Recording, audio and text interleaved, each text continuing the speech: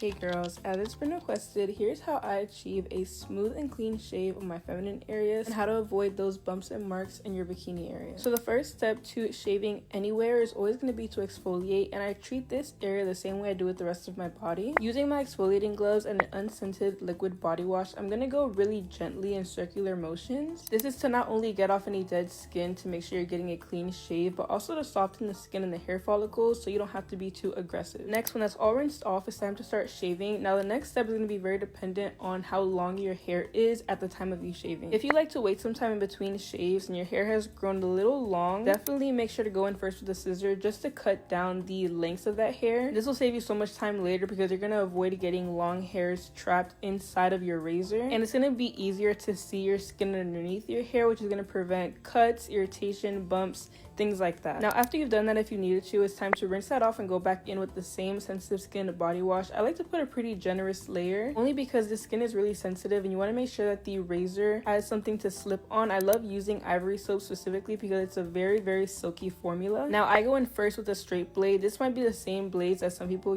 use for dermaplaning, but I find the design and structure of these to make shaving down there so easy because you can really go in straight lines. Always shave in the direction of the hair. Shaving in the opposite direction is what causes those razor bumps and ingrowns, and with this being such a delicate area, you're more likely to cause those things here than you are with any other part of your body. Now once you've covered pretty much the whole area and gotten almost all of the hair off with the blade, rinse off the skin and go back in with some more liquid body wash. Now we're gonna go in with the razor. I always say use a razor at most twice, and that regards to the rest of your body, but mostly in this area because with this being such a sensitive, delicate area, it will get bacteria and inflammation and irritation much more than any other area in your body will. So going in the same directions as you did with the straight razor, you're just going to go over, make sure you got any little leftover hairs. This is what's really going to make the skin smooth and clear because you're picking up anything that you might have left behind. Now once that's all rinsed off and you got out the shower, always pat dry. You don't want to cause any more friction to the skin because that's how you get razor bumps and the redness, which can happen to any part of your body, but again, this is the most sensitive part, so you want to be really gentle. Now as with all of my other routines, moisturizing after and soothing the skin is really going to be key at preventing any sort of inflammation. But with this being a very sensitive area, I think the best thing ever is aloe vera. I've always used aloe vera on my area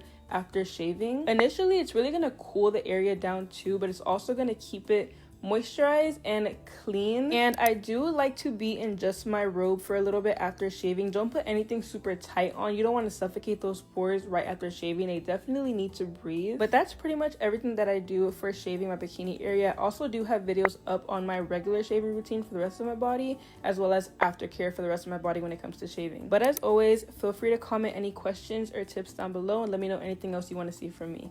Bye girls.